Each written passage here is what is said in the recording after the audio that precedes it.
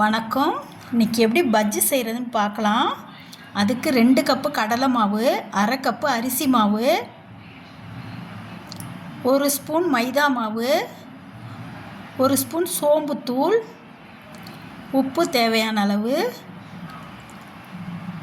1 spoon மிளகாத்தூள், பெருங்காயத்தூள்,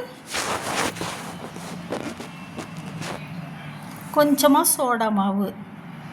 இப்போ எல்லாத்தையும் நல்லா மிக்ஸ் பண்ணிட்டு தண்ணி ஊற்றி நல்லா கலந்துக்கலாம். நம்ம பஜ்ஜி மாவு பதத்துக்கு கொஞ்சம் கெட்டியாக கலந்துக்கோங்க, அப்போ தான் எண்ணெய் குடிக்காது.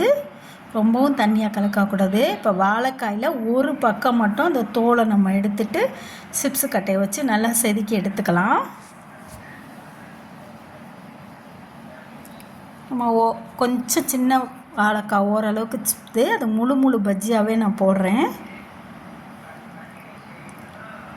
அந்த மாதிரி நம்ம செதுக்கிக்கிட்டு இப்போ எண்ணெய் ஊற்றி நல்லா இருப்பு சட்டியில் காய வச்சுட்டு நம்ம பஜ்ஜி மாவில் நனைச்சி போட வேண்டியது தான்.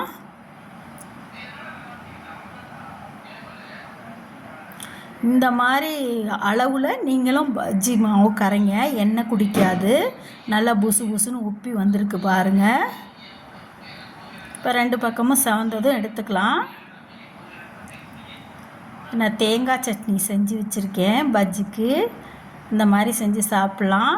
இந்த மைதா மாவு எதுக்கு நம்ம கலந்தோன்னா, அந்த மைதா மாவு கலந்தால் அந்த பஜ்ஜியில் வாழைக்காயில் இப்படி மாவு ஒட்டாமல் வரும். அதுக்காக தான். தேங்க்ஸ் ஃபார் வாட்சிங். சேனல் பிடிச்சிருந்தா லைக் பண்ணுங்கள், ஷேர் பண்ணுங்கள், சப்ஸ்கிரைப் பண்ணுங்கள்.